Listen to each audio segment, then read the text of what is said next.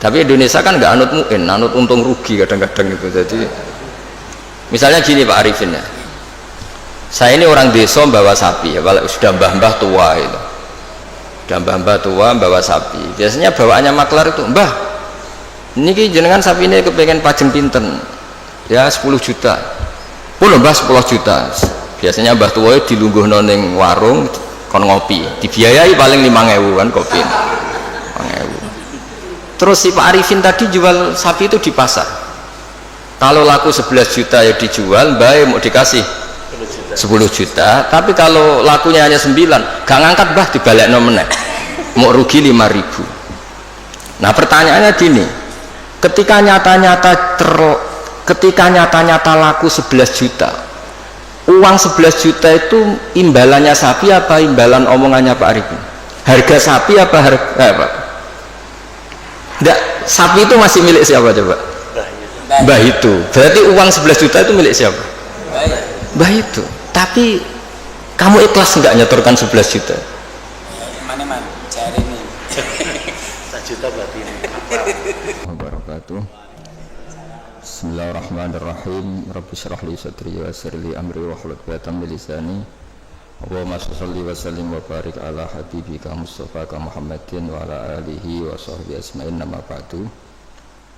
Yang kita hormati bersama Ketua Umum Pengurus Pusat Notaris Muslim Indonesia Bapak Heri Sosiawan SHMH, Bapak Sekretaris Umum Bapak Ahmad Bangsali SHMKN ya, Bapak Dewan Penasihat Notaris yang saya hormati, Bapak Zainal Arifin yang saya hormati, PLT Bupati Rembang saya hormati, semua yang hadir yang saya hormati.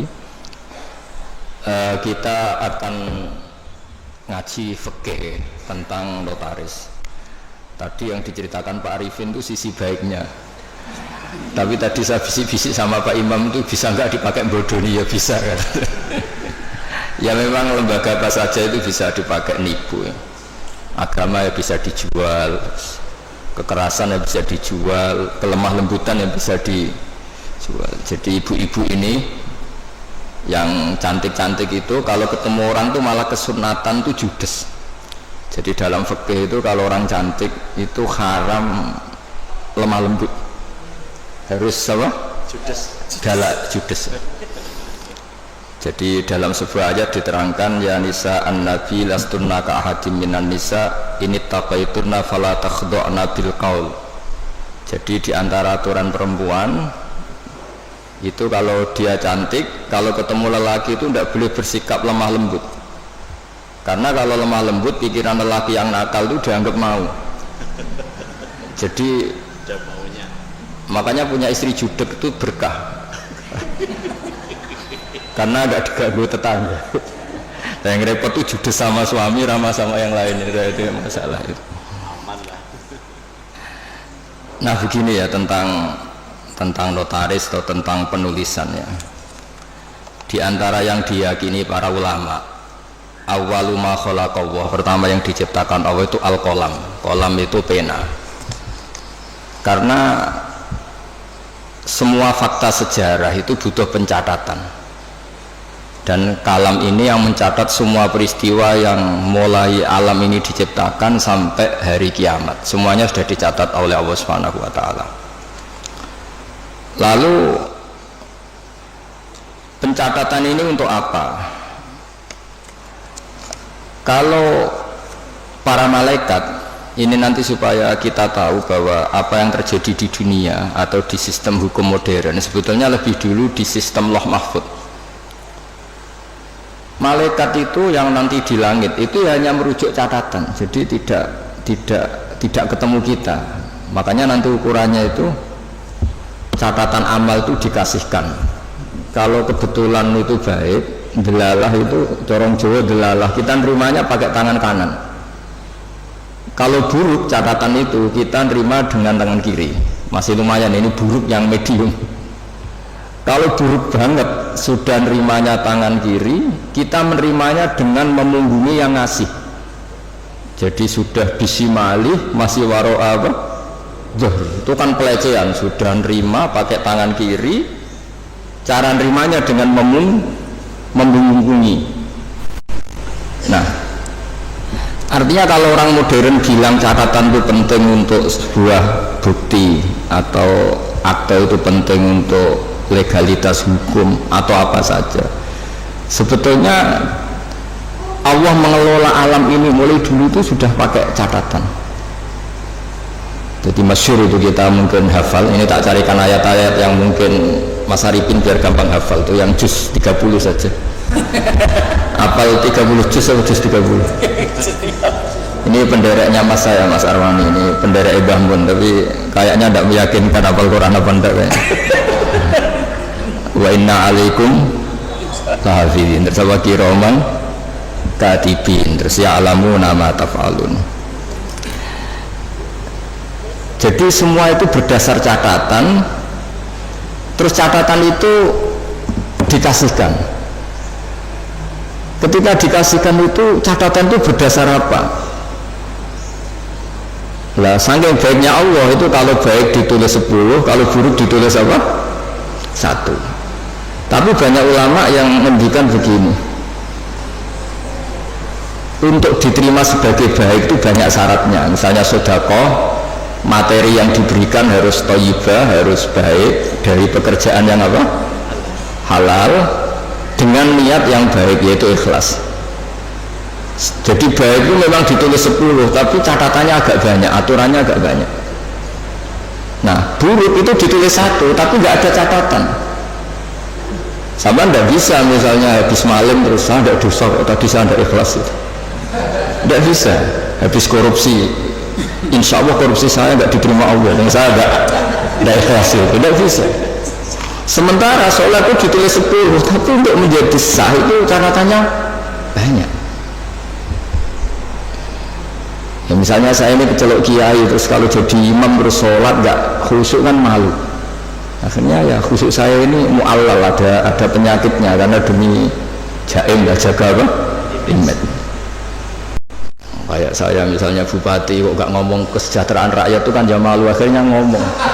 Apa betul hatinya gitu apa enggak, enggak tahu. Jadi ribet. Untuk kebaikan itu ribet. Saya kiai ngomong agama, ini demi penjelasan agama apa profesi, apa cari keuntungan juga nggak pernah tahu. Sehingga agama ini tidak hanya ngeritik orang fasik, tapi yang ngeritik ulama. Sehingga Imam Ghazali itu ngarang Ihya, itu diantara juz-juz awal itu ngeritik ulama, itu aneh. Kenapa itu aneh? Karena wong Imam Ghazali itu ulama, kok karangannya justru ngeritik apa? Ulama. Karena agama ini datang untuk membenahi semua. Saya ulang lagi, agama ini datang untuk membenahi semua, termasuk membenahi sistem keulamaan. Di antaranya aturannya adalah ilmu itu harus tercatat. Jadi notaris itu nggak boleh bangga, sebetulnya itu mengikuti tradisi tertua dalam sejarah alam raya ini. Awwalu ma khalaqallah itu al-qalam. Ya tentu di atas itu semua dan Nur Muhammad SAW, tapi ini kita bicara al-qalam. Nah, kenapa semuanya harus tercatat? Saya sedikit cerita. Banyak ulama yang berpendapat, pertama yang bikin kolam yang bisa memanfaatkan atau menggunakan alat tulis itu Nabi Idris. Itu beliau nulis terus. Sehingga beliau itu warfa'nahu makanan aliyah, termasuk Nabi yang punya derajat yang tinggi. Karena jasanya itu suka nulis. Nah, akhirnya ini saya cerita ilmu keahlian yang saya tekuni, keahlian disiplin yang saya tekuni. Ketika Rasulullah SAW masih sugeng, itu semua yang dilakukan itu dicatat. Andai kan nggak dicatat, maka kita tidak tahu mana yang dulu, mana yang belakang, dan nanti punya efek hukum yang dulu bisa dinasah, dibatalkan oleh catatan yang lebih baru. Seperti undang-undang juga gitu, ada revisi, semuanya ada amandemen, semuanya ada itu. Itu semuanya dicatat. Tapi jangan katakan catatan itu mengikat, ya tidak juga. Karena yang bohong juga banyak, sehingga dalam ilmu hadis ada hadis maudhu, dipalsukan. Jadi kalau notaris kok ceritanya baik semua kayak Pak Arifin, ya tidak mungkin hadis saja bisa dipalsu, apalagi notaris akte. Itu di Jakarta saya sering ketemu orang-orang kaya kalau cerita. Satu tanah sertifikatnya bisa 3, asli semua. Ya kan ribet. Nah, kalau di dunia perdukunan itu semuanya bilang punya Nogososro, asli semua. Sing ahli Istanbul ya semuanya punya Istanbul, semuanya ngeklaim asli semua. Jadi catatan itu penting. Tapi kemudian validasi tadi menurut agama itu siapa?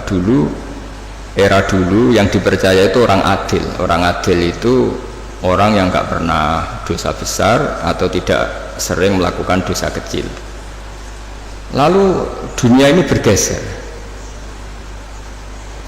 lebih mendengar ke saksi ahli.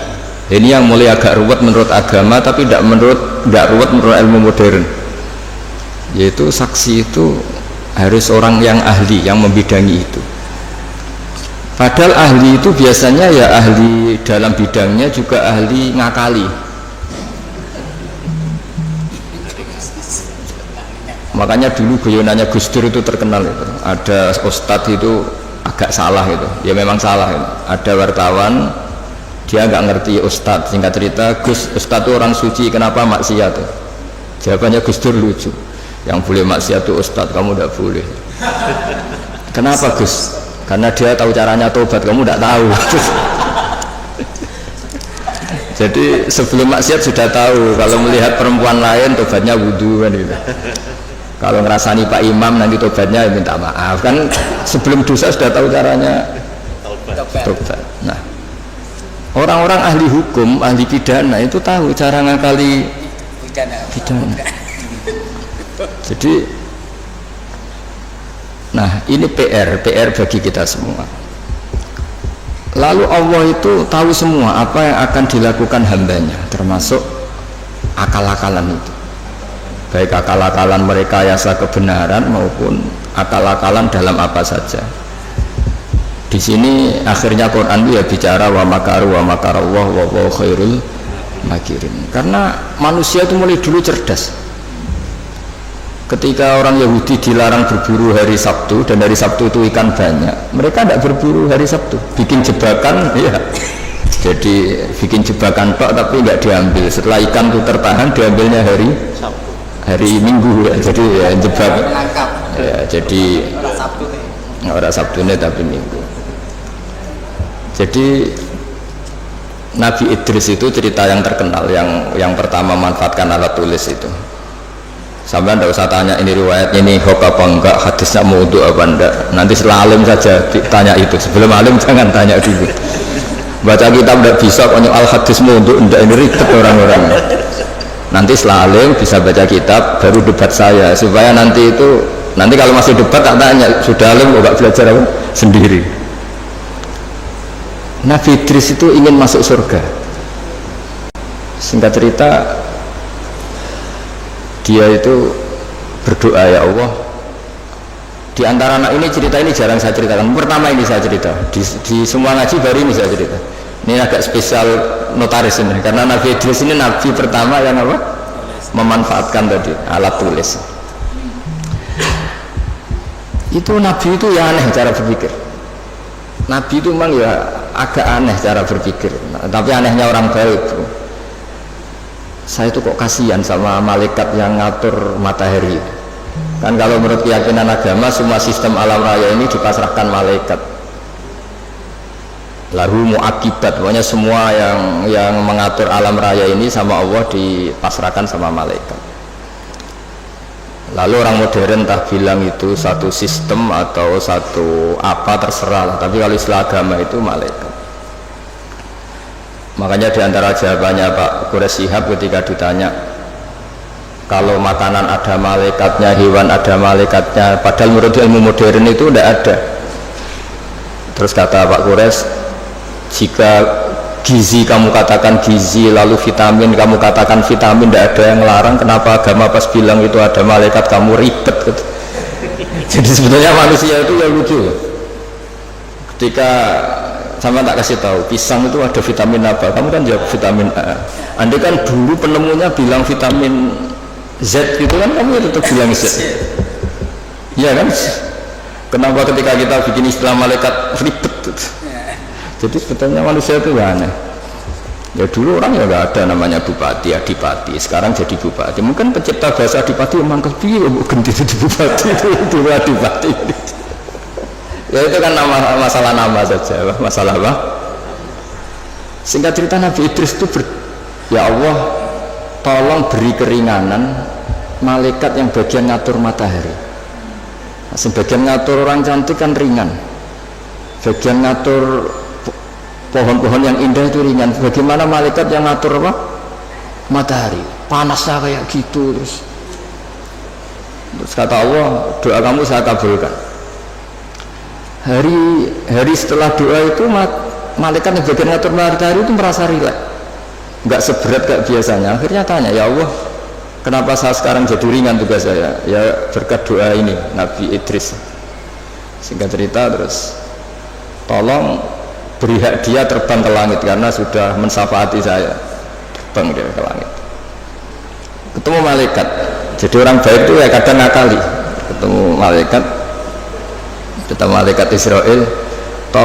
Tolong saya kasih tahu rasanya mati. Tapi ya kasih mati dia. Akhirnya di surga. Setelah di surga itu cerita kiai kuno itu, setelah kamu belum saatnya masuk surga, pulang lagi.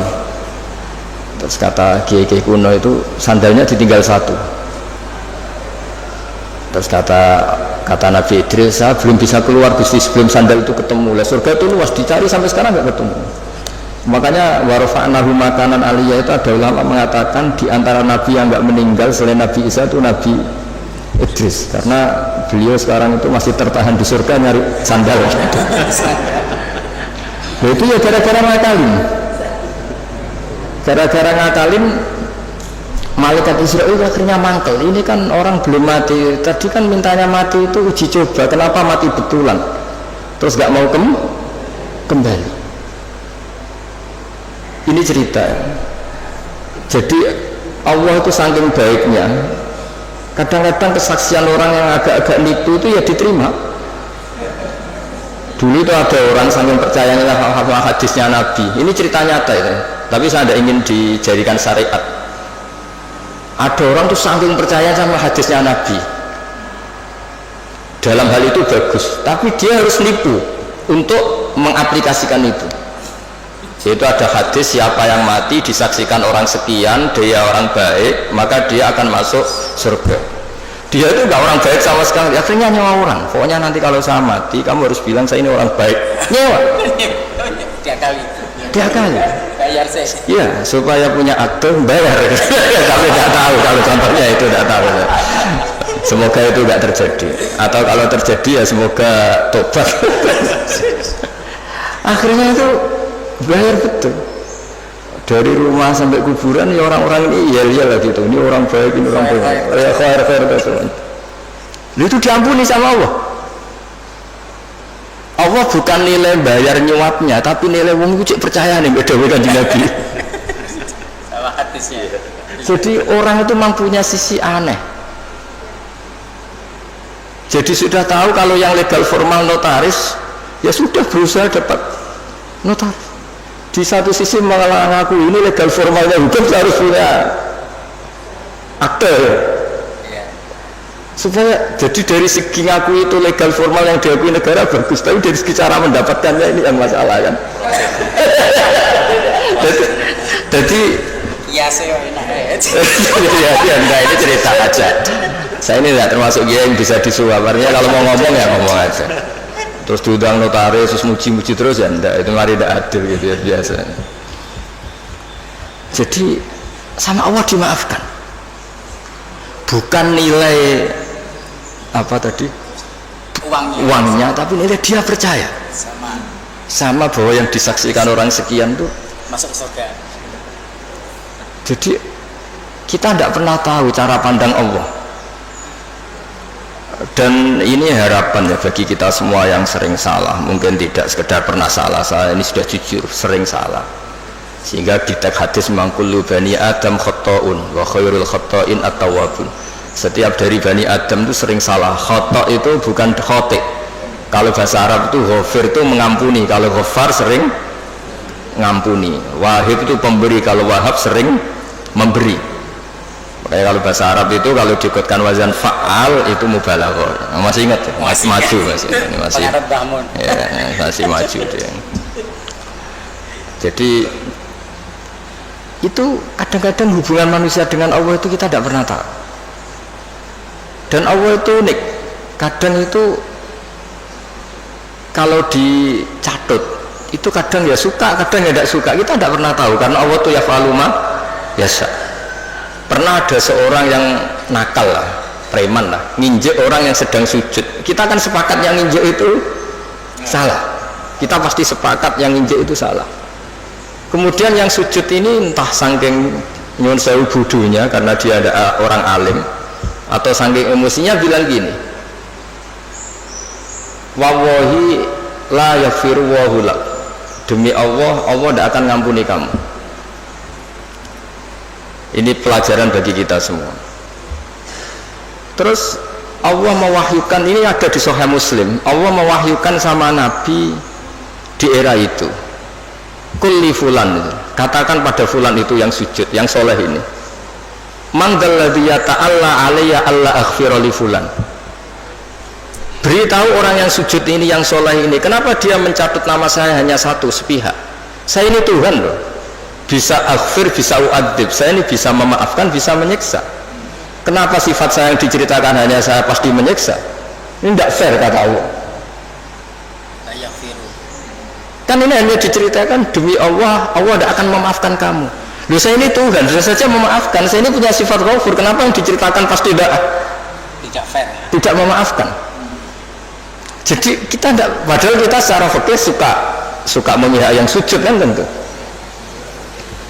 Itu ibarat satu keluarga nakal, terus kakaknya bilang, nak sepeda motor buat dol mesti bapak mesti ngamuk. Jebule bapak era ngamuk. Lah sepeda sapa narawai bapak malah kaya tangga ribet kan.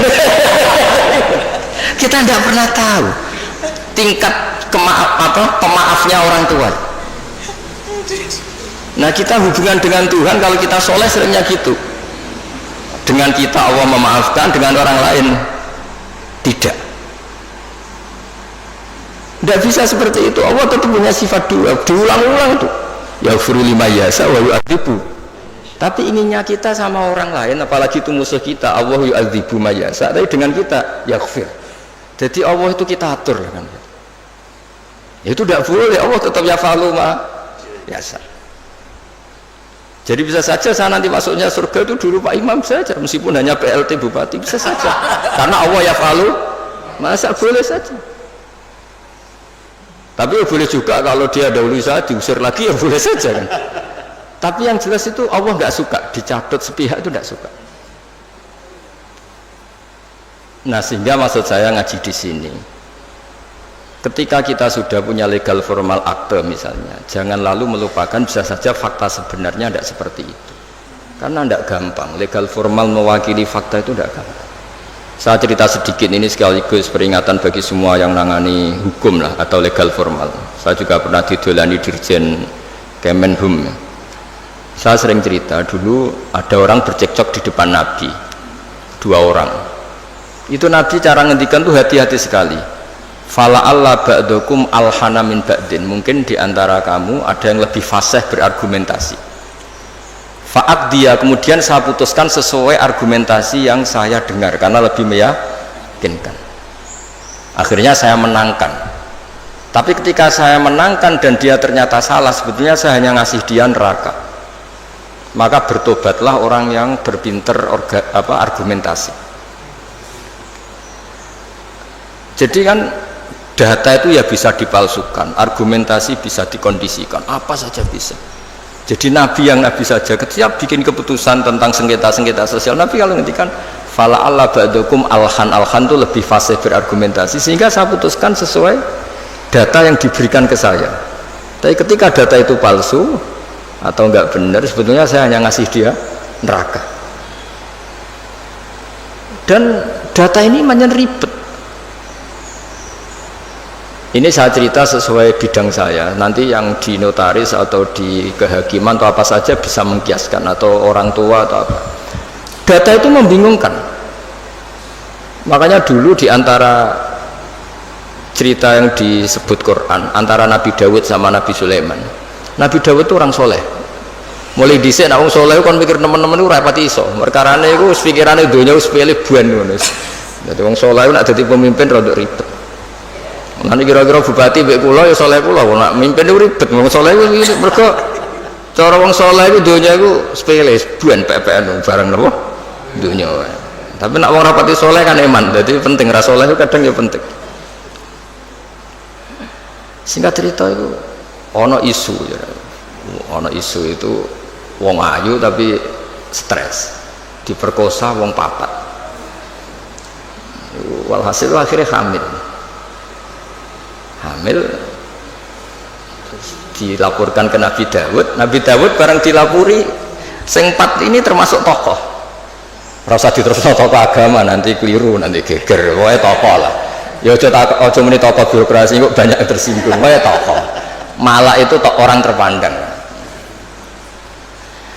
Singkat cerita Nabi Dawud dilapuri paling dihamili anjing. Yang 4 orang itu bilang gitu. Nabi Dawud namanya orang soleh ya. Daripada mengkasuskan orang yang enggak kasus ya diam aja.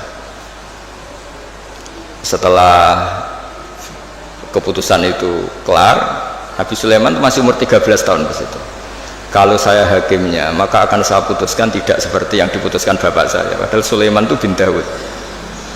Terus kata Nabi Dawud, ya sudah kamu gelar pengadilan lagi, kamu hakimnya. Jadi dulu itu biasa anak sama bapak beda itu biasa. Kalau urusan ilmu biasa. Kalau sekarang ada anak beda geger, sebenarnya itu biasa tuh. Kalau masalah ilmu, saya ulang lagi masalah ilmu, bukan masalah harta, bukan masalah kekuasaan. Akhirnya Nabi Sulaiman, dan ini menjadi ilmu yang sekarang ditiru para intel, para kasat reskrim, para itu. Nabi Sulaiman akhirnya tanya sama 4 tokoh ini, 4 orang gitu aja lah, nggak usah tokoh ribet. Tapi sebenarnya tagnya itu tokoh. Dipanggil satu-satu. Yang merkosa itu anjingnya warnanya apa? Hitam katanya. Dah kamu kesana. Yang kedua ditanya warnanya apa? Merah. Padahal 4 orang itu ketika di depan Nabi Dawud 4-4-nya bersaksi bahwa itu diperkosa anjing, semuanya menyaksikan. Nabi Dawud memutuskan ya sudah anjing gitu. Nabi Dawud nggak mau ribet. Berarti sudah merah, hitam, putih. Nggak tahu yang keempat jawab ungu apa nggak ada anjing. Pokoknya 4 ini warnanya beda-beda. Setelah satu-satu terus dikonfrontasi bareng. Kamu tadi bilang apa? Hitam. Kamu tadi bilang apa? Merah. Kamu tadi bilang apa? Putih. Katanya menyaksikan bareng. Kenapa anjingnya jadi beda-beda? Berarti kamu bersekongkol bohong ya? Wah, akhirnya ngaku kalau keempat ini yang tadi yang merkosa. Jadi apa ya? Menghakimi itu tidak gampang. Sehingga di Quran itu kalau Allah muji Nabi Dawud itu hanya dipuji kebaikannya, diantaranya inna sakharna ma'hul jibala yusabbihna seterusnya. Tapi ketika masalah hukum kata Allah fafahamnaha Sulaiman wa kullan atayna hukmau wa ilma. Jadi kalau masalah kecerdasan memberi hukum itu kata Allah fafahamnaha Sulaiman, cerdas anaknya. Begitu juga ketika ada mbak sama adik punya anak, sama-sama punya anak itu kalau kecil kan wajahnya mirip-mirip, apalagi saudara ya, anaknya mbak sama adik. Singkat cerita di tengah hutan itu dimakan oleh serigala. Ya kalau sama-sama cantik anaknya kan mirip-mirip karena bersaudara. Nah sing sitok Afrika, sitok Indonesia kan raine sekarang video ini kan sama-sama satu klan yang sama, satu marga. Setelah dilaporkan Nabi Dawud, beliau memutuskan sesuai yang meyakinkan argumentasinya. Diputuskan, ya sudah yang hidup ini milik kamu. Misalnya menang adiknya. Ya sudah, karena kebetulan yang sebetulnya punya bayi tadi tidak bisa berargumentasi. Akhirnya Nabi Sulaiman ya sama, kalau saya hakimnya tidak saya putuskan seperti itu. Ya Nabi Dawud ya fair, silahkan gelar apa pengadilan lagi, digelar. Terus kata Nabi Sulaiman, ambilkan sapeso. daripada dua bersaudara ini bersengketa, bayinya dipotong dua ya, dibagi katanya. Ini yang mbaknya ini yang tadi kalah itu langsung spontan, ndak, itu ndak bayi saya, silahkan dikasihkan adik saya. Sing adiknya tenang saja. Terus adiknya ditanya, kenapa kamu tenang saja ya, kalau adiknya harus dibagi. Akhirnya dimenangkan mbaknya. Pikirannya Nabi Sulaiman, membiarkan bayi dipotong dua itu tidak naluri seorang ibu, mesti jadi kira bener. Sing mbaknya karena ingin bayi ini nggak dipotong sampai rela dikasihkan orang lain, sementing bayi saya hidup. Ini naluri seorang ibu. Nah, ini kepintaran Sulaiman. Jadi dia memanfaatkan psikologi untuk memutuskan siapa yang. Sebetulnya di notaris, di kehakiman bisa pakai teori itu. Ono wong kok oleh ngajak no permohonan bulat terus. Jadi itu alamat terus. Karena kata Nabi itu semua riwayat mengatakan al-haqqu sahlun, kebenaran itu nyaman. Bawaannya kebenaran itu nyaman. Ditanyakan tetangga-tetangga yaitu miliknya, ditanyakan kerabatnya yaitu miliknya. Tapi kalau barang nggak bener itu mesti mubang. Kan harus ngambil data-data yang nggak valid divalidkan yang atas. Sebenarnya kalau barang hak itu pasti gampang. Tapi masalahnya selalu ada orang yang pintar berargumen. Nah, makanya terus ada aturan tadi al-bayyinatu alal mudda'i. Jadi mudda'i itu orang yang mengklaim itu harus lebih punya apa? Bukti. Tapi lagi-lagi ini masalah-masalah yang kita di zaman akhir itu kemudian ada profesi yang kadang-kadang nyuwun sewu, keahlian itu lebih dipercaya ketimbang kesolehan. Saya itu kalau boleh komplain itu ya komplain, tapi SKBU takdir. Misalnya ini contoh ya yang terkait kita nekuni agama. Kita ini tentu suka bila orang soleh itu suka. Kalau saya nuruti ghirah diniyah itu bila orang soleh itu suka.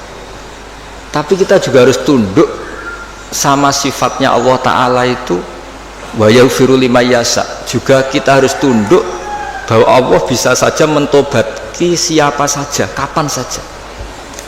Jika Nabi itu kalau disuruh masuk mau munafik itu ya nggak mau. Bisa saja Allah itu aradawahu bi khair, entah kapan. Kayak apa bencinya Nabi sama Wahsy karena membunuh orang paling dicintai Nabi itu Qatilu Hamzah. Tapi malah Wahsy dikasih apa? Tobat sama Allah. Makanya kata Imam Ghazali, berapa orang sing sabbal anbiya akhirnya yatubu alaihim. Itu yang akhirnya iman sama Nabi itu dulu orang-orang yang pernah ingin bunuh Nabi. Iya, Abu Sufyan itu yang mimpin perang Uhud, Abu Sufyan mimpin perang Badar, Abu Sufyan. Tapi akhirnya tobat jadi mertuanya Nabi. Sehingga kita ini atas nama agama juga ininya bela orang soleh mati-matian. Tapi atas nama agama juga memberi harapan kepada orang yang sedang fasik, karena banyak cerita mereka itu tobat. Sehingga kalau kita atas nama ilmu ya sudah ngikuti cara Allah ngendikan. Misalnya liyajzawu shadiqina bisidqihim wa yu'adzibal munafiqina ya insa'a aw yatuba. Sudah, kita harus ngomong dua kali. Allah menyiksa orang munafik itu ya insa'a kalau Allah ingin, aw yatuba atau Allah memberi tobat. Jangan karena kita marah seakan-akan orang itu pasti kena siksa. Tidak mesti juga, bisa saja Allah ngasih ampunan. Makanya ada dua hadis terkenal dalam hal ini. Yang satu Nabi pernah ngendikan al-qatil wal maqtul finnar, yang bunuh maupun yang dibunuh sama-sama di neraka. Sahabat komplain, hadza al-qatil fama balul maqtul. Oke, kalau pembunuh di neraka masuk akal ya Rasulullah, kalau yang dibunuh kenapa harus di neraka? Jawab Nabi itu unik. Yang dibunuh itu sebetulnya masalah nasib saja, mentalnya tetap pembunuh, sehingga dia harus tetap ketika orang duel sama-sama pakai pedang, semua mentalnya apa? Pembunuh. Mentalnya sama-sama, cuma inisial mati, tapi mentalnya tetap pembunuh.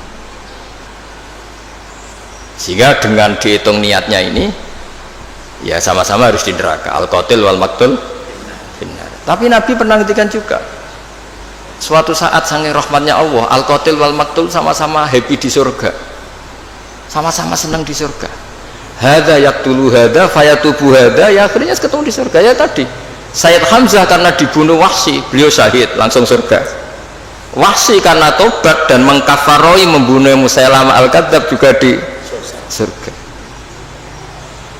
Semuanya mungkin karena Allah yaf'alu ma yasha, dan Allah yaghfiru liman yasha wa yu'adzibu man yasha. Nah di sini kenapa banyak kiai-kiai alim itu tidak tegas. Kata orang yang nggak pinter, kiai NU ora tegas. Sakjane kok perkara tegas ora tegas. Ya pancen ngaji, ya entuke ngaji wis ngene iki wae. Ini bukan urusan tegas tidak tegas, pancen entuke ngaji kabeh ora mesti. Sehingga sing soleh pun berdoa mati-matian supaya husnul khotimah. Kita mungkin saudaranya itu 5. Ternyata mungkin di antara mereka ada yang cara mendapatkannya itu coro Jawa menang-menangan. Ya kan kita tidak pernah tahu.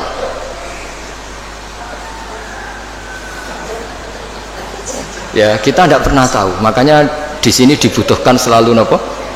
Istighfar. Ya saya ulang lagi ya. Jadi kita ini tidak pernah tahu. Jangan-jangan yang kita miliki itu ada kecampuran-kecampuran hak orang lain. Karena kita tidak pernah tahu. Meskipun sekarang legal formalnya kita punya sertifikat, punya seperti ini contoh. Mungkin ini banyak yang tersinggung, tapi ini hukum tetap saya beritahu.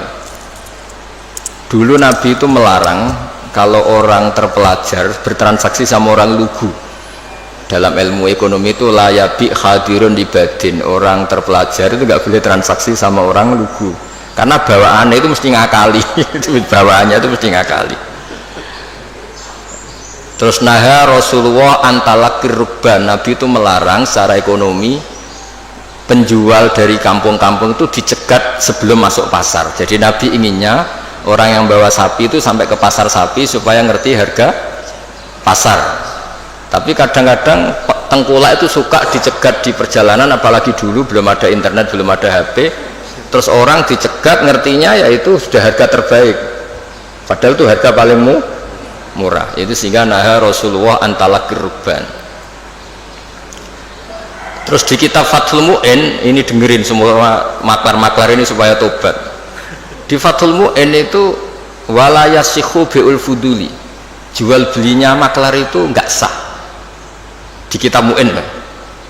Tapi Indonesia kan nggak anut Mu'in, anut untung rugi kadang-kadang itu. Jadi misalnya gini Pak Arifin ya, saya ini orang desa bawa sapi ya, sudah mbah-mbah tua itu, sudah mbah-mbah tua bawa sapi. Biasanya bawaannya maklar itu, mbah ini jenengan sapi ini kepengen pajeng pinten ya 10 juta pun mbah 10 juta. Biasanya mbah tua itu dilungguh noning warung kon ngopi, dibiayai paling 5.000 kan kopi 5.000. Terus si Pak Arifin tadi jual sapi itu di pasar, kalau laku 11 juta ya dijual, baik mau dikasih 10 juta. Tapi kalau lakunya hanya 9, gak ngangkat bah dibalik nomennya, mau rugi 5.000. Nah pertanyaannya gini, ketika nyata-nyata laku 11 juta, uang 11 juta itu imbalannya sapi apa imbalan omongannya Pak Arifin? Harga sapi apa harga apa? Enggak, sapi itu masih milik siapa coba? Mbah itu. Berarti uang 11 juta itu milik siapa? Mbah itu. Tapi kamu ikhlas enggak nyetorkan 11 juta? Mana cari nih. 1 juta berarti ini. Mesti Mbah mau kan sampean kepengen 10 juta, itu 10 juta. Pertanyaannya tetap saja secara fikih 11 juta itu semuanya milik Mbah tadi. Karena yang kamu jual masih. Nah, sebetulnya ada cara supaya halal. Mbah sapi tak utang, berarti kalau diutang nanti ketika payu 11 juta ya kamu ya gak masalah kan posisinya mbah sapimu payu dol piro 10 juta, oke 10 juta tak utang mbah ya, berarti payu 11 juta kamu bayar 10 juta. Tapi resikonya nak payu 8 juta kamu tetap bayar 10 10 juta. Tapi kalau selama akadnya maklar, itu yang kamu jual tetap milik mbah itu, dan berapapun harganya uang itu ya milik mbah itu, karena as-saman fi muqabalatil mabi, harga ini tetap harga barang yang dijual, sementara itu masih milik mbah tadi. Jadi nah saya tidak tahu apa mazhab lain membolehkan itu enggak, tapi tetap normalnya itu ribet. Jadi makanya Nabi itu dulu tuh nggak suka kalau ada orang lugu-lugu dagangan ke pinter, nggak suka. Sampai Nabi ngintikan la yabi hadirun di batin, hadirun itu orang kota, batin itu wong bedui, saking inginnya itu. Nah artinya mungkin di notaris, di kejahakiman, di kejaksaan itu ojo sampai lawang terpelajar berperkara ambek wong lugu, bawaan iki bodoni, iki dibodoni kan.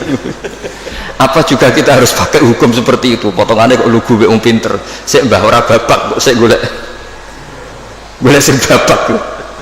Jadi ini kebenaran saya itu memang ingin mengungkapkan ya. Jadi cobalah perbaiki perilaku kita, jangan sampai ada pembodohan dalam perdagangan maupun dalam pendidikan.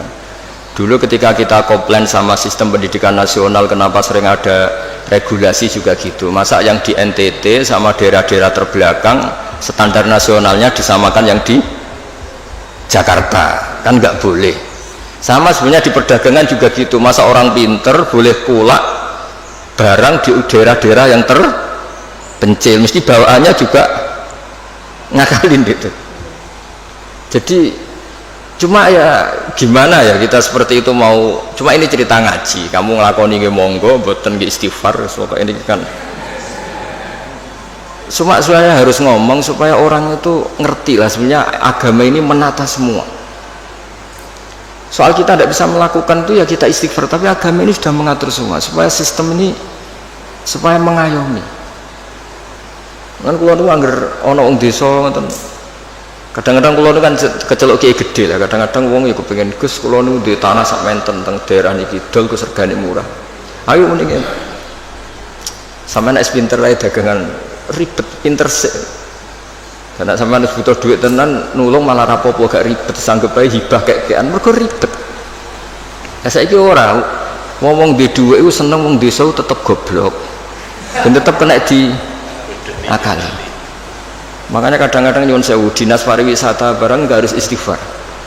Mesti istighfar tuh gini, kadang-kadang nyuwun sewu juga yang wisata nak ditakoki kenapa kamu suka main di daerah ini, saya seneng masyarakatnya masih tradisional. Mau saja adol serabi isu-isu. Mereka ini bangsa kita yang juga ingin maju, tapi sing tukang wisata seneng nak mereka tetap desa jadi gue tontonan, bukan gue objek. Kita ini katanya mau mengentaskan dari yang nggak terpelajar menjadi terpelajar. Kadang-kadang manusia pedalaman nyun sewu tinggu tontonan, manusia pohon tinggu. Udahlah, kiai ya istighfar, saya sebagai ulama juga istighfar, semuanya istighfar. Bahkan Nabi yang sempurna, yang maksum, yang nggak pernah salah pun menganjurkan semua orang itu harus tetap istighfar. Tapi kamu misalnya benci dinas pariwisata ya keliru-kelirunya tadi. Awal mereka terakses oleh publik ya gara-gara ini. Dan barokahnya terakses ini suatu saat anak-anak pedalaman ini akhirnya terbelah. Kita tidak pernah tahu hikmahnya. Jadi pokoknya semuanya terus butuh istighfar. Nggak bisa ndak. Ya misalnya secara legal formal Pak Imam ini PLT Bupati Rembang, mimpin Rembang. Tapi secara hukumnya Allah misalnya, jangan-jangan kamu pimpin tuh wali, orang wali mimpin wali kan ya kurang ajar misalnya. Jadi hukum ya semua hukum ya ribet kan menurut hukum gitu. Tapi ya sudah kita ya ikhlas wae dipimpin panjenengan aturan dunia gitu. Makanya kalau nanti guyon Pak Ganjar dinanteng dunia mimpin kula sonan akhirat gentenan ya. Karena memang harus seperti itu. Karena jogeman ulama uga wali, jadi seneng dunia dipimpin, yang akhirat dipimpin menang ribet. Jadi kudune gentenan oh. Gantian. Nah ini pelajaran bagi kita. Jadi di antara keinginan Rasulullah SAW itu orang-orang yang tertinggal itu sampai masuk pasar Pak Arifin supaya ngerti harga pasar sehingga mereka terpelajar. Sama lihat di bab di Sahih Muslim atau Bukhari itu betapa Rasulullah itu di bab itu diulang-ulang itu. Nah Rasulullah antalakir rukban la yabi hadirun libadin. Tapi ini orang sudah mulai lupa, malah seneng kalau ada orang-orang lugu seneng. Kula ning desa wae ijek murah. Nah, ini kalau apa? Artinya kan kita sebetulnya suka kalau bangsa kita ini dolan kono wae masyarakat ijek desa. Suweneng anak bangsa sendiri, saudara kita sendiri kene wisata dhuwur gubuk, ndelok petani ijek desa nu suweneng. Menawa ning atine kena diakali. Nggak sing seneng rabi ya ngono, rabi ning kene wae murah. Irit. Irit. Tapi pengen. Jadi Rasulullah itu kayak apa hebatnya itu. Jadi di antara yang dilarang Nabi gimana? Orang-orang desa bersentuhan sama orang. Tapi yang dilarang orang kotanya karena ini yang dianggap subjek. Tukang bodoh nih. Nah ini enggak niat nyinggung siapa-siapa, tapi cobalah wong ini ngaji supaya apa, supaya ngerti lah bahwa betapa agama ini mengatur apa semua. Ya, saya kira demikian. Assalamualaikum warahmatullahi wabarakatuh. Terima kasih atas ilmunya Gus Baha, guru kita. Ya tadi sedikit kias-kias kita bisa mengambilkan manfaat lah ya kan, kita sebagai pencatat beberapa transaksi. Nah tadi Gus Baha bukan menyindir tapi mengkias-kiaskan supaya kita amanah ketika membuat suatu produk legal formal tadi seperti akta, hati-hati jangan dicontohkan seperti tadi sebagai maklar lah, sebagai apa. Nah itu maksud Gus Baha bukan menyindir tapi kita supaya hati-hati. Untuk selanjutnya pertanyaan dari rekan-rekan, mungkin dari sini satu, nanti dari online saya baca satu. Silahkan. Sudah jadi bupati. Aku kangen rumah yang fotografi yang bagus. Ini keluarganya sendiri berdoa supaya profesi fotografi selesai. Kita berharap selalu begitu. Assalamualaikum warahmatullahi wabarakatuh. Waalaikumsalam warahmatullahi wabarakatuh. Terima kasih atas waktu yang diberikan kepada saya. Gus Baha ini idola kami, Gus, dari Jawa Timur kami. Oh iya, Di iya. Surabaya. Iya, jauh-jauh ke Surabaya dari sini ingin mendengarkan langsung pengajian Jauhan Gus Baha. Banten. Begini Gus, sesuai dengan tema kali ini kan dengan iman dan amal soleh kita menuju Indonesia maju ya. Tapi alhamdulillah tadi melebar ke notaris ya sebagai profesi kita. Yang kita tahu bahwa iman saya, iman semuanya ini seseorang pasti abdon ya Gus ya. Nah bagaimana kiat untuk menjaga Yazid wayang iman Gus, ini ya. agar bisa stabil Gus Baha. Demikian dari saya, terima kasih. Assalamualaikum warahmatullahi wabarakatuh. Wonten gurune kok murite. Oh enggak, Gus. Masalah iman itu banyak ulama yang berpendapat, termasuk mayoritas ahli sunnah wal jamaah. Ibu Isi ya? Kok bisa namanya gitu? Iskarima. Oh ya bahasa Arab itu. Iya, nggak usah diteruskan nanti mati dulu. Itu kan hiduplah secara mulia atau mati secara syahid. Begini ya, iman itu banyak ulama berpendapat, mayoritas ahli sunnah bahwa iman itu bisa naik, bisa turun. Tapi banyak ulama juga yang berpendapat tidak bisa naik, tidak bisa turun. Karena iman itu tasdek, tasdek itu membenarkan. Jadi misalnya gini, saya beri contoh ya. Ini misalnya, ini warna apa? Biru ya? Biru. Saya berkeyakinan pulpen ini biru. Ya sudah biru. Ketika saya tidak menggunakan pulpen ini secara baik, saya tetap berkeyakinan ini biru. Ada orang yang berkeyakinan ini biru dan memanfaatkan kebiruannya. Ada orang yang berkeyakinan air itu menyegarkan, dan kemudian dia pas dahaga tidak minum. Keyakinannya benar, tapi dia bodoh karena sudah ngerti solusinya minum kok tidak mau. Tapi imannya masih benar. Kalau nah di sini di Bani Ahli Sunnah wal Jamaah, orang percaya kalau Allah itu Tuhan, Muhammad adalah Rasulullah wa Habibullah, tapi dia nyuwun sewu tidak sholat. Menurut pendapat Ahli Sunnah wal Jamaah, dia tetap entah kapan tetap masuk surga karena dia tetap iman. Orang yang mengatakan air itu menyegarkan itu masih waras, meskipun dia tidak memanfaatkan air itu. Orang yang mengatakan Allah itu Tuhan dan Muhammad kekasihnya masih waras, meskipun tidak sholat. Nah di sini makanya pendapat Ahli Sunnah itu gimana? Orang yang meyakini Allah itu Tuhan, Rasulullah kekasihnya dan Rasulnya tetap mukmin, tidak menjadi kafir, meskipun harus disiksa neraka lama sekali karena tidak sholat, tidak zakat. Nah ini penting saya utarakan, di antara pembeda Ahli Sunnah dan tidak adalah Ahli Sunnah tidak pernah mengkafirkan orang yang maksiat, tapi tetap dosa. Nah sekarang begini contoh paling gampang, koruptor itu setelah korupsi masih warga Indonesia apa enggak? Masih kan? Penjahat juga warga Indonesia enggak? Jadi orang tidak tercerabut dari warga Indonesia hanya karena korupsi. Nah jika iman dengan makna tasdik, maka iman itu seperti tadi. Tapi iman itu masalahnya adalah diantaranya itu kalau sudah percaya itu yang ngambil konsekuensinya. Nah di sini mengalami yazidu wayangkus.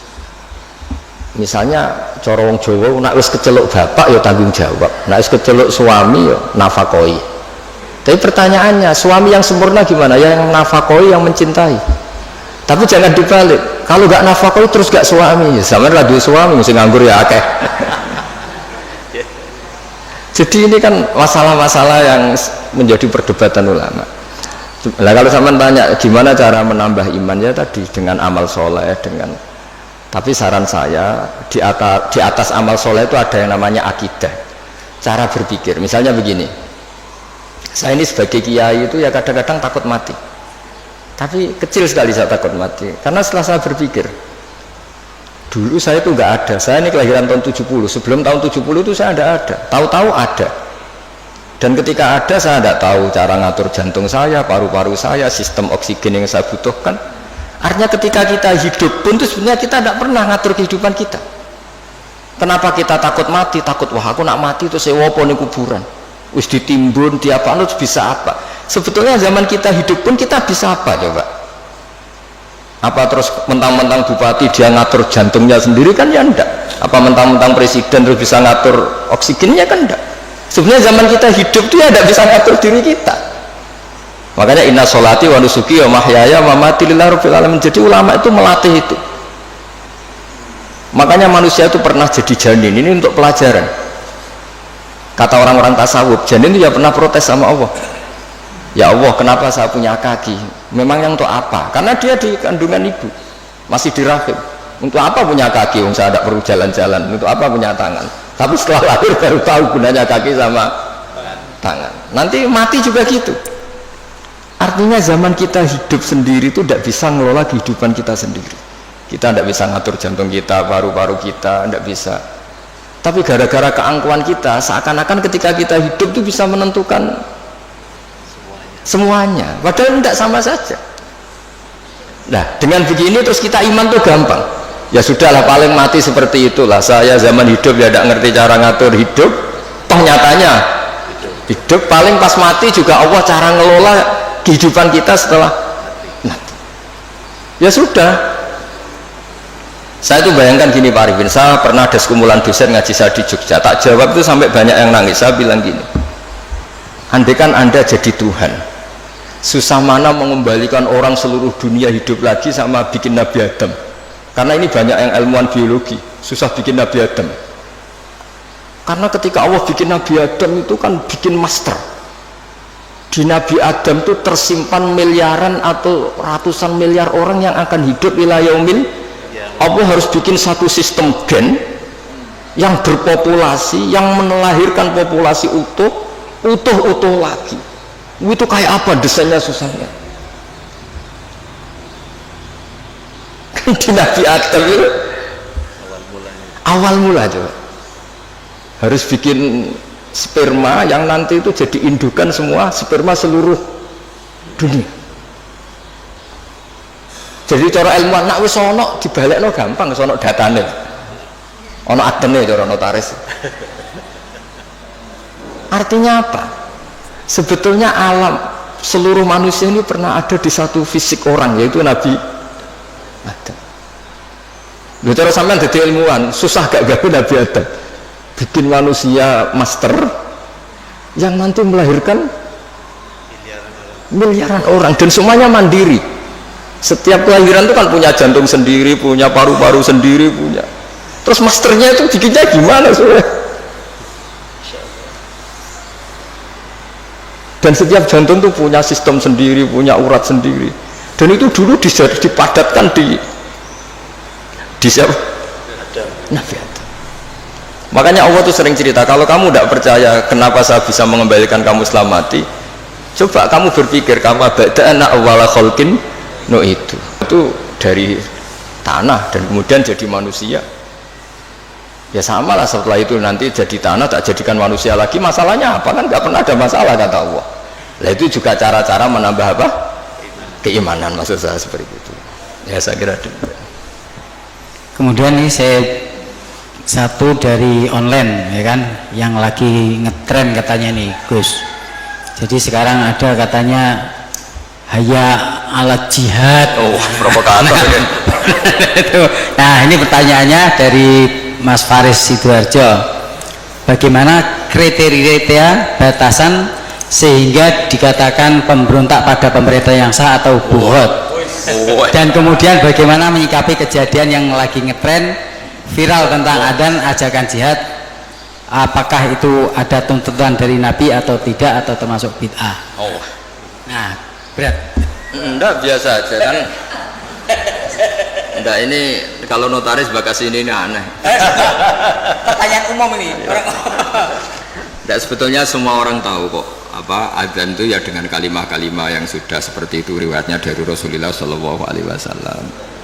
Dan kita masalah jihad juga ngerti lah, dulu bangsa kita ini dijajah Belanda ya mereka otomatis jihad. Dulu Mbah Hasyim ya bikin resolusi jihad, semua itu kan muqtadul hal, sesuai konteks. Nah, kalau dalam keadaan damai juga orang nggak suka jihad ya, karena ya saya pernah baca di beberapa kitab kewajiban jihad itu penting. Andai kan dulu tidak diwajibkan jihad ketika kita dijajah Belanda sama Jepang, itu juga bingung, andai kan Islam tidak punya ajaran apa? Jihad itu. Tapi ketika hukum itu berdasar muqtadul hal, maka hukum itu menjadi gugur ketika muqtadul hal itu tidak ada. Jadi tanggapi saja secara ilmiah. Jadi kita juga kebingungan loh, andai kan dulu nggak ada bab jihad di fikih itu ketika kita dijajah apa? Belanda. Coba ketika kita dijajah Belanda, dijajah Jepang, terus ajarannya mau kasih sayang tok. Monggo. Pak, monggo pendet mawon. Dan kan dulu gak ada ajaran jihad kan ketika Belanda jajah di Tegal di mana? Nggih monggo pendet mawon. Kan ajarannya wong tua dhisik kan ngalah.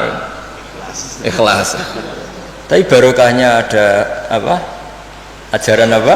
Jihad. Kita bisa melawan Belanda dan merasa jihad fisabilillah. Tapi di mana-mana jihad itu ya ada konteksnya. Nah, dulu kenapa Rasulullah tegas ya, karena memang harus tegas. Rasulullah jelas benarnya, musuhnya jelas salahnya. Di zaman akhir itu tidak segampang itu. Jadi ini nggak usah jadi jawaban yang perlu dibentur-benturkan, biasa saja, normal saja.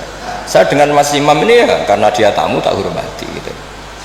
Tapi kalau mulai ganggu waktu saya tidak saya hormati lagi kan tidak ada. Jadi ya sudah normal saja. Makanya ini dilatih lah, ngadepi fenomena apa saja itu dihadapi secara normal saja, karena agama ini menyediakan apa? Semuanya. Termasuk menurut saya kita harus berjuang supaya tradisi kita superior karena kita pejabat, kita tokoh, terus nganggap desa-desa terbelakang objek itu jangan. Kayak ya tadi, kayak kita anggap desa-desa terbelakang ini jadikan wisata karena udaranya masih segar gini-gini. Oke, kalau itu awal dari kita kenal orang-orang desa nggak apa-apa. Tapi kalau awal menjadikan itu objek, wah enak beli tanah di sini murah itu. Wah enak nikah di sini murah gitu. Paling dipakani sakmene wis gelem itu kan terus. Jadi intinya itu ya seperti itulah. Saya mohon semohon-mohonnya agama ini datang dengan nggak suka naman, nggak suka adu-adu. Jadi yang tukang adu-adu ya harus tobat, itu ancamannya berat. Termasuk adu-adu itu yang menyampaikan kalam ini, omongan ini untuk benturkan ini, untuk benturkan ini, sudahlah. Kamu bayangkan ketemu Allah itu berani tanggung jawab apa enggak? Kita semua maksudnya. Sehingga jangan pula yang suka Islam rahmatan alamin terus nggak ngomong babji aja, jangan juga. Dulu kita tidak bisa bayangkan ketika ada Belanda, ada Jepang, ngendikan orang Islam nggak disangoni kewajiban apa? Ya, tapi semua itu ya ada muktadul halnya, ada konteksnya, terus ada ya ini normal saja. Jadi sebetulnya nggak perlu dijawab karena ini urusan notaris, tapi ini hukum normal, buat tidak ada. Jadi kalau yang menentang saya tentang semua kitab yang ada di fikih itu memang ya jawabannya seperti itu. Yang jelas itu ya sudah ya. Kita ingin rohama bainahum, ingin saling mencintai, saling melengkapi, saling menghormati, dan semua kita doakan apa humahdina fiman terus sampai apa dan seterusnya. Dan selalu guru-guru kita, Mbah Mun, bapak saya itu kalau setiap ketemu orang, ketemu kelompok tertentu itu mesti doanya Allahumma alif baina qulubina wa aslih dzata bainina, supaya kita itu baik-baik saja. Karena menyatukan hati itu ya tidak gampang. Rasulullah yang kekasihnya saja dingendikani pangeran, aku sendiri Muhammad yang menyatukan hati antara Aus dan Khazraj. Lau anfaqta ma fil ardi jami'an ma allafta baina qulubihim walakinnallaha allafa bainahum. Jadi kalau ingin Indonesia damai, semua wali maupun tidak wali, apalagi yang jabatnya harus berdoa. Yang bisa mendamaikan itu hanya kersane Allah. Kita tidak bisa. Bupati, wakil bupati, roto-roto ya seangkatan, bariku ya taruh. Itu sudah sunnatullah. Jadi artinya makanya diantara sifatnya Nabi di beberapa kitab dulu itu apa? Mengumpulkan api dan salju. Ketika Ka'bul Ahbar dan banyak peneliti Taurat itu ngerti Nabi punya sahabat yang bernama Abu Bakar yang dingin sekali, dan punya sahabat Umar, itu yang dimaksud. Jadi mengelola hatinya orang itu. Apalagi ngelola 2 istri atau 3 istri dari zaman itu. Itu susahnya ilmu tersendiri. Iya itu kan ya ilmunya dapat. Jadi saya mohon sekali lah bahwa kita harus sering berdoa, Allahumma alif baina qulubina wa aslih dzata bainina. Dan kita disatukan oleh Indonesia. Semuanya anak bangsa harus kita hormati. Kita harus ingin Indonesia ini baik, lebih baik, karena PR kita ini banyak sekali. Jangan dihabiskan untuk hal-hal yang ya. Jadi saya mohon sekali, jadi ya sudah seperti itulah, nggak usah ini bukan jawaban saya, jawaban nurani seluruh bangsa Indonesia, seluruh bangsa dunia. Itu kan ya normal lah, ini kan sudah sebenarnya nggak perlu dijawab, sudah normal, ini normal sekali. Mungkin ada saja lah ini gue mawon kula nih kok. Udah ini sudah selesai lah ini kok tasih setunggal mari. Oh iya.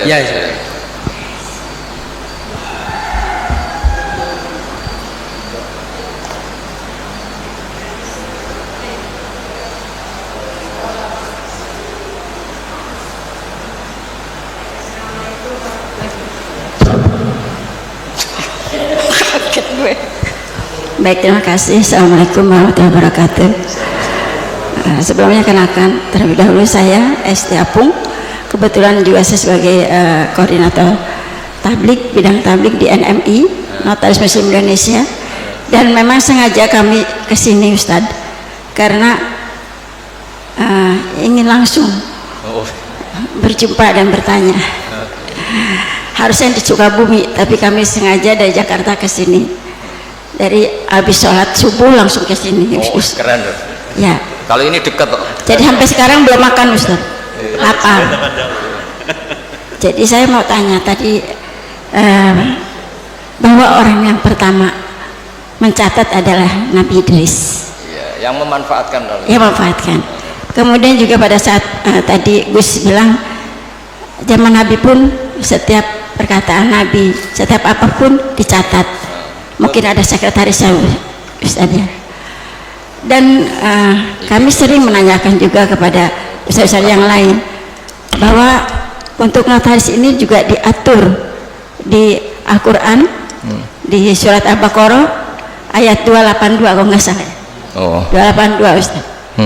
Nah itu bagaimana kaitannya dengan peristiwa-peristiwa yang telah Allah berikan kepada Rasul-Rasul dan sehingga pada saat terakhir, kitab terakhir disebutkan bahwa setiap ada perjanjian atau apapun yang dilakukan oleh manusia itu harus dicatat dan disaksikan oleh 2 orang saksi.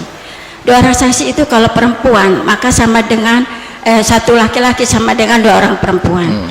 Jadi kalau misalnya saksi berarti 3, kalau 2 perempuan berarti plus 1 laki-laki.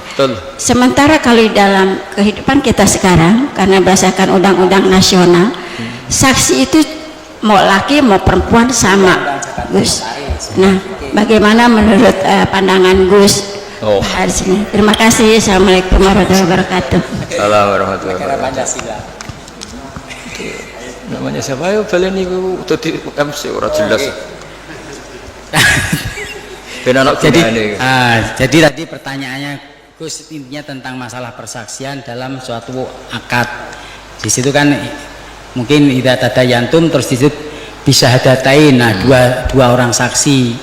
Nah, undang-undang jabatan notaris itu mengatur bahwasanya ketika ada suatu transaksi itu cukup dengan 2 saksi, mau itu perempuan-perempuan maupun laki-laki 2. Nah, sementara tadi yang beliau ketahui di ngaji-ngaji di pengajian kalau seandainya saksi perempuan harus 2, kalau seandainya mewakili laki-laki. Begini ya santai mawon ya. Niki biasa nderek Mbah Mun, kemarin sudah ke saya provokasi. Santai mawon gini ya. Ini termasuk diantara kesalahan kita kadang bandingkan hukum fikih Islam dengan tatanan modern. Sebetulnya masalahnya anda harus ekstrim itu gitu. Karena sesuatu yang nggak perlu dibenturkan ya nggak usah dibenturkan, ya biasa aja, hanya biasa aja begini. Sebetulnya ayat itu kan ada terusannya farojulu wa mro'atani mimman tardona minasyuhada. Ukurannya apa? Misalnya antadilla ihdahuma fatudzakkira ihdahumal ukhra. Jadi Abu Hanifah itu sangat longgar dalam bab usul fikih.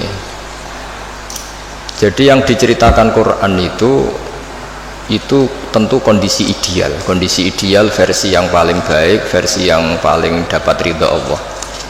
Tapi selalu saja, saya ulang lagi, selalu saja ada ruang di mana orang-orang ahli fikih bikin kaidah ma la yudraku kulluh la yutraku kulluh. Jangan kalau tidak bisa ideal terus sama sekali. Jadi kalau tidak bisa a'lal kamalat, jangan sampai tidak di adnal kamalat. Misalnya begini, kalau nuruti ideal, saksi itu harus adil. Adil itu orangnya nggak pernah dosa besar, nggak sering dosa kecil. Mana ada orang sekarang seperti itu?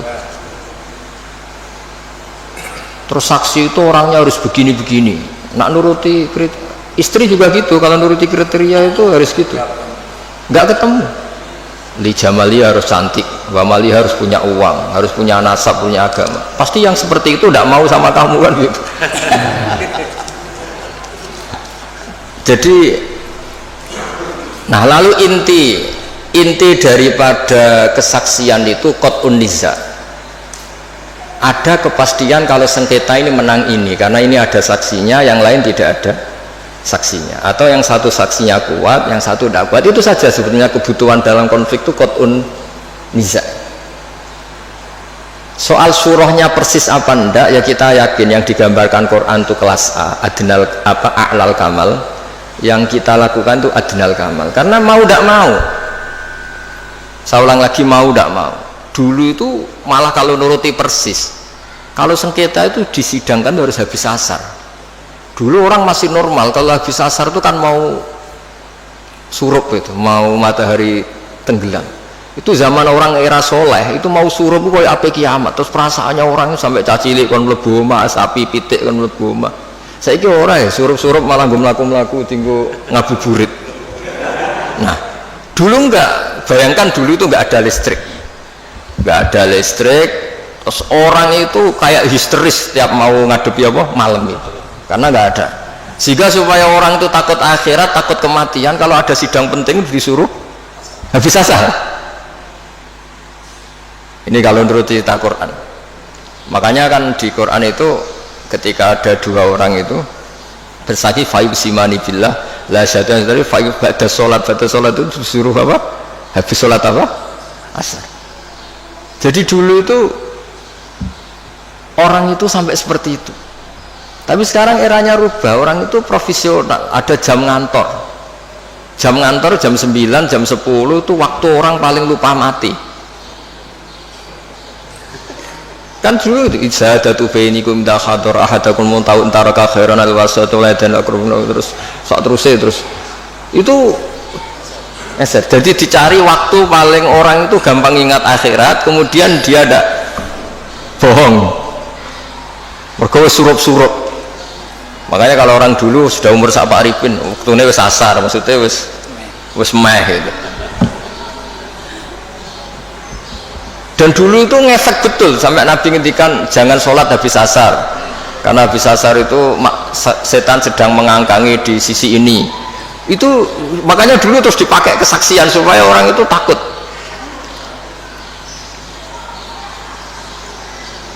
Nah, makanya saya cerita nggak perlu benturkan hukum fikih Islam dengan hukum negara, tapi kita juga jangan mengatakan terus sudah saatnya meninggalkan fikih Islam malah keliru lagi. Kita katakan tadi al-maisur la yasqutu bil ma'sur, yang bisa dilakukan ya dilakukan, yaitu tadi inti daripada kesaksian itu kan ada qat'un niza tadi.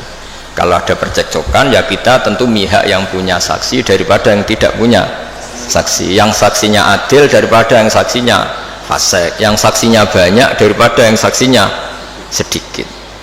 Ya sudah, itu yang apa ya, maksimal yang bisa kita ketahui. Bisa saja indallah sebetulnya salah, kebetulan ini saksinya adil, ternyata adil pesanan, sudah didesain sedemikian, diset sedemikian rupa, dikondisikan terus. Ya kita tidak pernah tahu. Makanya saudara Rasul ketika kamu berdebat di depan saya, jangan-jangan di antara kalian cara berargumentasi lebih meyakinkan, kemudian saya menangkan. Sebenarnya ketika saya menangkan dan kamu salah, sebetulnya kamu tak kasih neraka gitu. Dan Nabi ngendikannya dengan penuh, ya Nabi punya karisma, sehingga dulu itu wong ape bodoh niku sorak sido saking wibawanya Nabi. Nah, sekarang nyari kodi yang wibawa kayak Nabi kan tidak mungkin. Malah kodine wedi pesakitan yang mergo orderan misalnya kan ribet. Tapi jangan pula katakan gak usah ada kodi, ada adil, malah gak karu-karuan dunia ini. Ya tadi kaidahnya Mbah Mun, semua ulama itu malah yudroku kulluh la yudroku kulluh. Saya sering disewani santri atau masyarakat, Gus kula badhe pegatan, bojoku ucur wewet judes ngene-ngene. Terus ketika tak bedheki gini rata-rata sudah pegatan. Enak endi keceluk di bojo ambek keceluk duduk. Isen ndi kira-kira? Isin duduk wis gitu. Wong lanang ngrati bojo iki ribet. Ya wis ora usah pegat. Paling gak ngamanno kowe status keceluk wong lanang di bojo gagah. Senajan nek ning omah diamuki ya ora usah mulai pada kono turu mulai. Jadi tadi apa malayudroku kulluh la yudroku kulluh. Jadi kesaksian itu kan gunanya itu tadi, kalau ada sengketa hakim ini gampang mihak mana kan. Ya sudah, kalau notaris itu nganggep perempuan ini cukup dalam kesaksian, ya sudah, itu katakan hukum notaris. Tapi apa itu menghilangkan hukum Islam apa? Nggak usah gitu, itu nanti memicu. senengannya kok memicu gitu. Ya kira-kira gitu ya.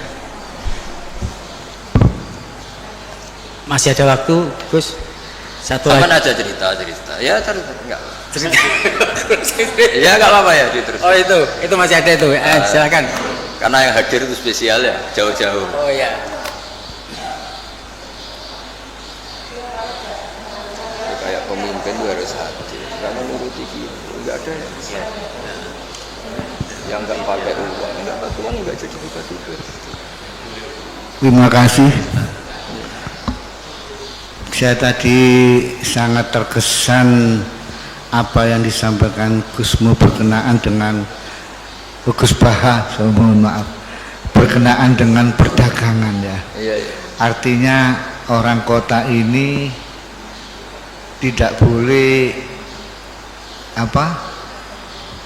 berusaha dengan orang desa kan gitu ya. Dengan catatan ada kekhawatiran orang kota yang punya ilmu dan sebagainya ini merugikan orang-orang desa ya. Terus terang aja kami juga dari kuliah-kuliah dulu tentang perdagangan menurut syariat ini kami baru tahu ini Ustaz.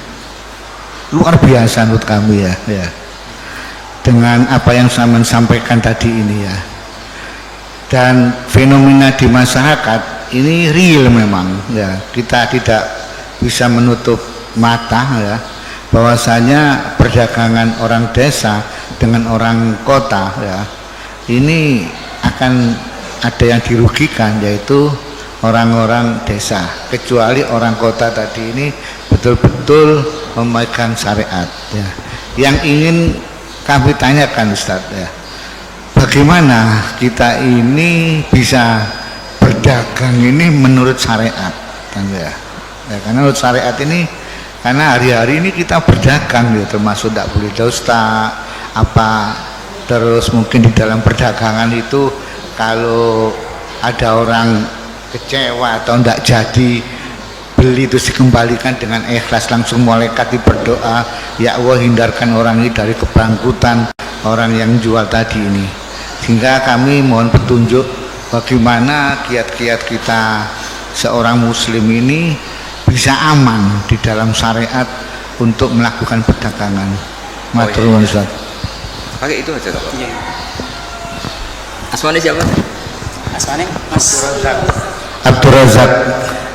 Gini Mas Abdul Razak ya, Bapak Abdul Razak. Jadi seperti yang saya ceritakan tadi, sebenarnya Nabi itu kan sangat mencintai semuanya, dan agama ini ad-dinu an-nasihah. Awal orang desa ngerti kota ya barokahnya orang-orang kota itu, tapi ya diharapkan oleh Nabi perjumpaannya itu bukan perjumpaan kepingin ngakali, tapi memang ingin menambah atau transfer ilmu lah gitu. Kalau niatnya gitu bagus, karena ad-dinu an-nasihah, agama ini nasihah, maksudnya nasihat itu berkomitmen baik kepada orang desa atau pada orang apa lain. Coba sekarang kok udah timpang gimana ya? Di kampung itu ada hukum sosial yang bagus, misalnya buruh itu ya buruh, mengumpulkan uang dari kota maupun dari buruh ke orang lain supaya kuat beli tanah tetangganya yang harganya paling 20 juta 15 juta dan menangitkan kasta hidupnya. Tahu-tahu orang-orang kota mentang-mentang punya uang 1 miliar 2 miliar, tanah di kampung itu sudah diborong, padahal miliknya orang Gunung Kidul, diborong orang, nggak diapa-apain. Nah ini buruh-buruh kampung situ yang ingin beli hanya corong Jawa nempel, hanya ngambil kaplingan saja tidak mampu, karena setelah dimiliki orang kota nggak akan terjual lagi selain harganya apa? Mahal. Jadi itu dulu kalau zaman Sayyidina Umar ada orang beli tanah luas kok nggak digunakan, itu disita oleh negara, harus dipaksa digunakan atau dipinjamkan atau apalah, yang penting tetap apa? Manfaat. Jadi kalau sampean tanya gimana supaya perdagangan itu jalan, ya tadi yang terpelajar ini kalau ngajak wong desa ya niati ya tadi ya transfer ilmu, transfer peradaban, bukan malah ngakali tadi. Sampean cari di hadis Sahih Muslim itu ada, itu bab itu jelas ada, nah Rasulullah antalak birruban. Ada teks bagian bentuknya ngendikan la yabi hadirun libadin, layak bi, jangan sampai orang yang terpelajar ini transaksi sama orang bedui. Tapi dalam konteks yang niatnya ada baik. Tapi kalau niatnya baik, di mana-mana kalau yang dilarang ya tentu yang tidak baik. Tapi kalau niatnya transfer ilmu kayak tadi, wisata ke orang pedalaman, tapi niatnya awal dari pembelajaran ya benar. Niatnya gue tontonan tok. Malah ketika mereka terpelajar, wah di sini kena api, ono manusia pohon sekarang sudah ada indah. Itu kan kurang aja betul. Sama-sama anak bangsa, sisi tok penonton, yang satu jadi objek, itu kan ngawur betul itu. Ya kira-kira seperti itu. Yang penting tadi ad-dinu an-nasihah, agama ini adalah apa? Nasihat. Nasihat itu berkomitmen kalau hubungan dengan orang lain, niatnya supaya orang lain itu lebih apa? Baik, tidak menjadi korban. Ya sekian demikian Mas Rusak. Saya satu Pak, tambahan. Oh iya. Satu ya. Iya, enggak apa-apa. Terima kasih waktu yang disampaikan kepada saya. Saya melihat judul ini, Ustadz, dengan iman dan amal soleh menuju Indonesia. Sebenarnya judul ini mantap, ya. Bobotnya iman dan amal soleh. Sehingga kalau kita lihat di dalam ajaran agama kita, ya, judul iman dan soleh itu dikategorikan oleh Allah sebagai sebaik-baik makhluk. Ya. Dan mereka dalam hidup dan kehidupannya nanti tidak akan rugi, ya. Lantas gimana Pak? Sekarang banyak kaitannya dengan kita selaku notaris ini dan dikaitkan dengan masyarakat luas. Kondisi Indonesia banyak yang mengatakan sudah dasarnya iman dan soleh. Semuanya umat Islam melaksanakan dan melakukan berjuang untuk iman dan soleh. Tapi dalam kehidupan sehari-hari masih demikian kondisinya. Ya ini gimana ya Pak? Penjelasan dan supaya ini tepat sasaran ini. Begini ya, jadi perasaan saya juga perasaan semua orang seluruh dunia mungkin. Jika orang itu digerakkan oleh roja itu harapan kepada Allah, maka kita ini akan baik-baik saja. Dulu kita ditunggui Rasulullah SAW, itu tentu kita dalam kondisi terbaik, sebagaimana hadis khairul qurun qarni, sebaik-baiknya generasi tentu yang saya tunggui, kata Nabi. Dan kemudian ada merosot, dan ini normal. Masa ditunggoni Nabi padha ditunggoni Pak Imam kan ora mungkin gitu. Masa ditunggoni Wali Songo padha karo tunggoni Pak Arifin kan ora mungkin. Makanya andekan ini merosot ya saya senang saja. Masa tunggoni Nabi mbek ora padha wae kan enggak. Tapi kita harus berpikir optimis begini. Nabi itu memang figur yang luar biasa. Kadang-kadang ngendikan ma min yaumin illa ba'dahu syarrun minhu. Tidak ada hari kecuali trennya lebih buruk. Tapi jangan kira Nabi hanya ngendikan begitu. Nabi juga sering muji kita. Tuba liman amana bi walam yaroni. Cek bejane orang yang sebetulnya tidak menyaksikan saya langsung tapi berusaha meniru saya. Ini kan luar biasa. Kita nggak dididik Nabi, nggak dididik sahabat, nggak dididik Wali Songo, mau dididik ustad. Kadang dididik modin, wis gelem sholat, yo madhep ngulon, yo patang rakaat nak duhur, itu sudah luar biasa. Jadi bahkan sebagian riwayat itu Nabi ngendikan sab amarat ketika ngendikan tuba liman amana bi walam yaroni. Hebat betul orang yang iman kepada saya, sebetulnya dia tidak melihat saya. Bahkan Nabi pernah cerita, ini supaya sampean optimis. Asmanya siapa? Pak siapa? Mukhtar ya? Ya Pak Mukhtar. Nabi itu pernah cerita begini Pak Arifin, siapa orang terbaik dari kalian yang paling iman? Terus kata sahabat, ya kita. Cara Jawa gini, bangkune kowe ora apik, wong roh aku tak didik aku. Ya roh ajarlah kamu baik, tak didik saya langsung. Ya malaikat yang di aras, kata Allah, wahai malaikatku, wajar dong kamu iman sama saya, wong kamu penjaga aras, tahu surga tahu neraka. Akhirnya yang dipuji oleh Allah, oleh Rasulullah siapa? Orang yang surga ya tidak tahu percaya surga, neraka tidak tahu ya percaya neraka, apa saja percaya padahal tidak tahu. Ya kita ini. Jadi nanti kalau kita ketemu malaikat-malaikat penjaga neraka atau penjaga surga itu ya punya sisi yang kita keren. Malaikat kamu percaya ada neraka? Ya tahulah, usaha penjaganya. Saya dulu gak tahu saja percaya. Saking imannya pada Rasulullah Muhammad SAW. Artinya kita juga punya sisi top. Wong ora roh kok iman, itu kan luar biasa. Jadi ini supaya optimis ya. Jadi dulu Indonesia terkenal Buddha, Hindu, dan kita dulu minoritas. Lama-lama sekarang mayoritas, bukan sekedar mayoritas, bahkan memimpin. Rata-rata presiden, pejabat ya muslim. Ya trennya tetap naik lah. Kecil saya itu orang yang jilbaban hanya keluarga kiai, sekarang satu kampung hampir jilbaban semua. Ya kita berpikir optimis lah, jangan yang pesimis. Jadi kalau trennya ya enggak coba. Dulu rata-rata pejabat kayaknya rapati sholat. Sekarang arah sholat itu ora keren ya. Ya saya kira demikian. Mari kita tutup dengan bacaan Al-Fatihah.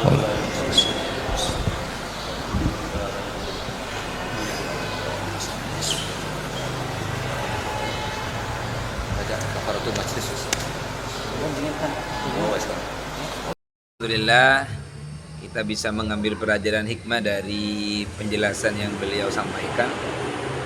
Beliau memang adalah sosok ulama sederhana yang keilmuannya tidak bisa diragukan lagi. Beliau adalah santri dari Kiai Zubair. Kesederhanaan beliau tidak membuat beliau itu diremehkan, direndahkan. Kalau dari secara pakaian, beliaulah sangat sederhana, hanya pakai peci hitam, baju putih.